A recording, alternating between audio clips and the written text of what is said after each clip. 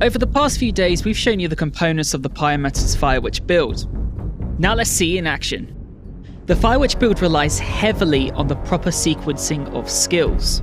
Using certain skills that currently benefit from our chosen nodes and mods will enable follow-up skills to be more effective.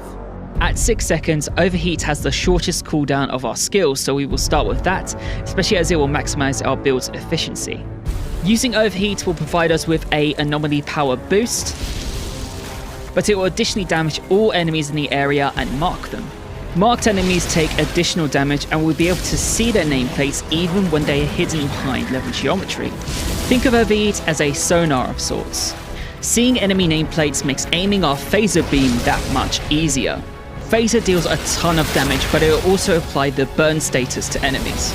Now we just throw in 2 of our eruption skills into the mix and watch the body parts rain upon us. A quick use of our refreshed Overheat skill will ensure that enemies continue to suffer from our debuffs. Using Eruption for the 3rd time will trigger its cooldown, meaning that we now have to switch back and forth between Phaser and Overheat until Eruption is available again. Our Inferno Seed weapon will additionally inflict burn onto enemies, which our Overheat skill can take great advantage of. We can then use our guns to pick off individual enemies until our skill combos are ready to be used again. The key to this build will rely on your ability to hit as many enemies as possible with each Phaser beam and Eruption. To do so, you will need to keep on the move to ensure you can always line up as many enemies as possible. And for the moments in between all that, your Inferno Seed can deal plenty of damage. In short, the skill sequence for the Fire Witch is as follows: Overheat, Phaser, Eruption,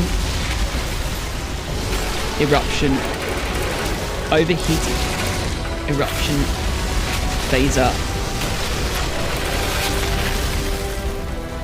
Overheat. So that is the Fire Witch build. Note that this is simply an example build that some of our team like to play with. It's just one of 4 classes, each of which has access to 8 skills and thousands of mod combinations. You can of course create your own builds and modifications in order to personalize your Outriders experience, and we look forward to seeing what you come up with.